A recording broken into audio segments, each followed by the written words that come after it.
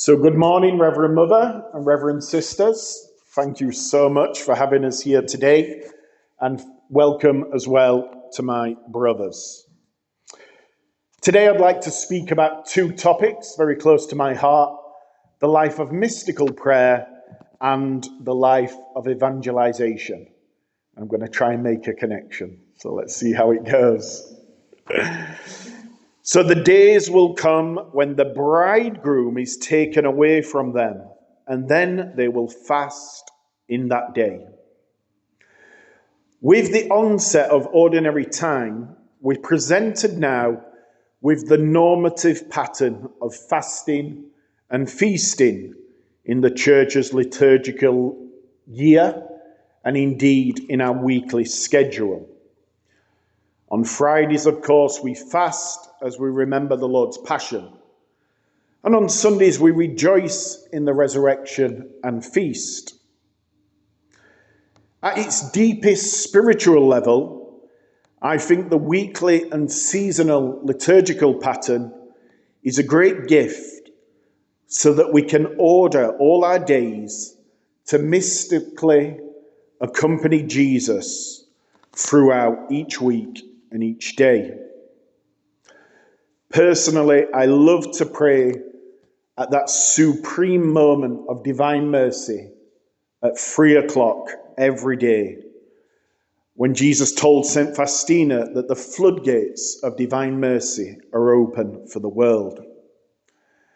And then on Saturdays, we have the beautiful tradition of accompanying Our Lady, as on that first Holy Saturday, when the entire faith of the church resided in her Immaculate Heart.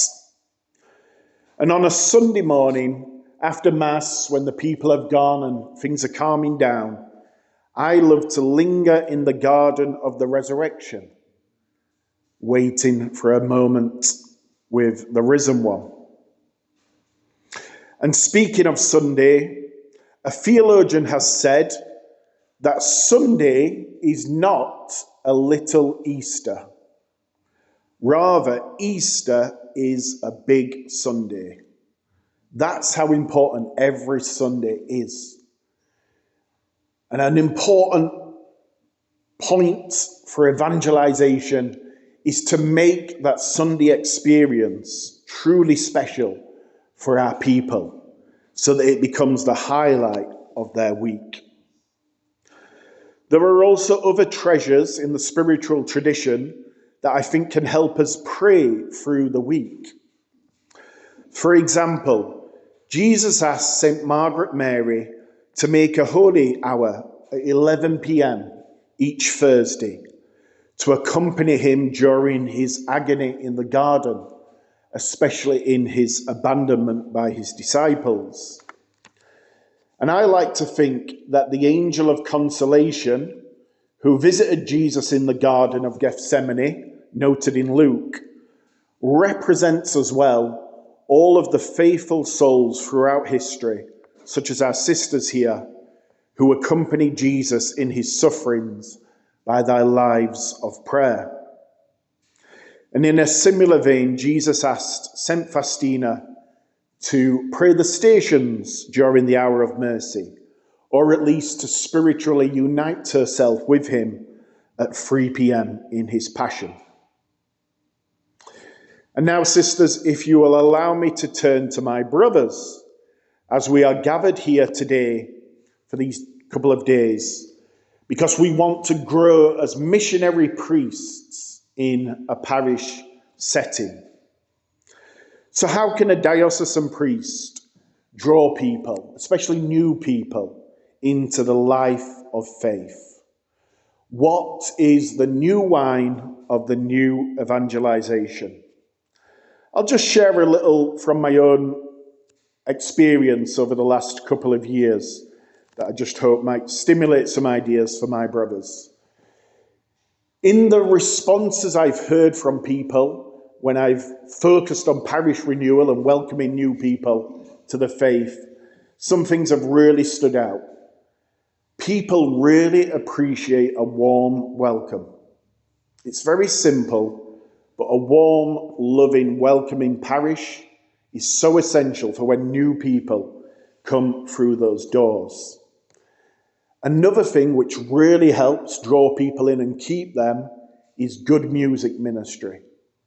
We know that a beautiful accompaniment of the Mass really lifts, we are body and soul beings, and good music is a beautiful aid to the liturgy. And then another thing which I try and focus on is charismatic preaching. So a combination of solid doctrine and our lived experience. I think the Catholic people I experienced for many years growing up, a kind of quite banal preaching, to be honest, which was about just basically being nice to each other. That's a bare minimum for the Christian life. The people of God, they desire true doctrine. They desire the spiritual treasures of the church. They desire to be challenged as well. And then with that solid doctrine, if we can then share our lived experience of the faith, we can really see the people respond. And every so often, I think it's vital today, noting the religious illiteracy of our age. Many people have no concept of who Jesus is. They have no understanding of redemption, of sin, of any of these things. So I think very often, quite often, we must preach the central saving mystery of our faith, that we're all sinners, Christ has come to save us, and he wants to be our intimate companion in this life. Let's remember, how did Jesus begin his ministry? Very simple. He just declared, repent and believe in the good news. And speaking of preaching, I'll just also share from my personal experience. Over the last few months, I've started recording my Sunday homily, very simple, one touch on the phone. And then after Mass, I upload it to YouTube, and then I send it out far and wide. And it takes me about 20 minutes of extra work on a Sunday. And through that little effort of mine, I'm now reaching at least 200 people every week.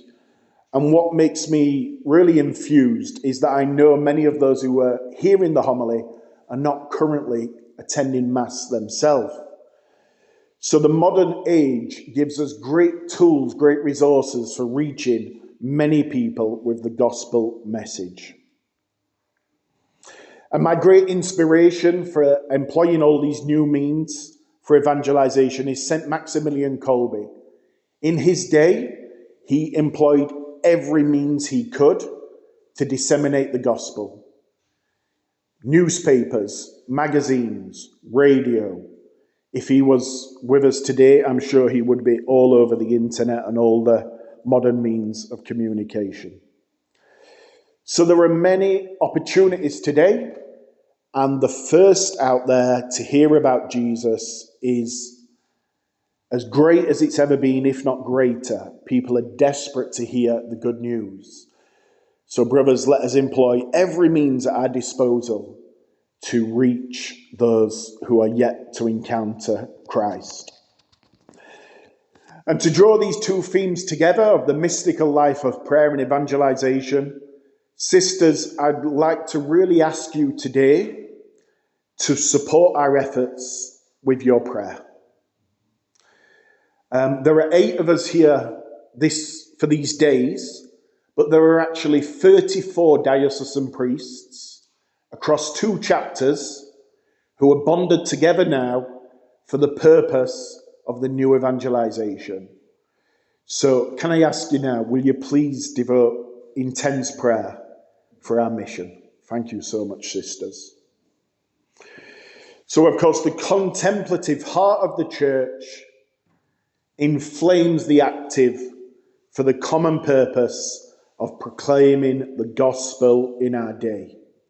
So, sisters, join with us in obtaining new wineskins of converts so that we can pour into them the new wine of the Spirit and set the world on fire in our own day with the glorious gospel message.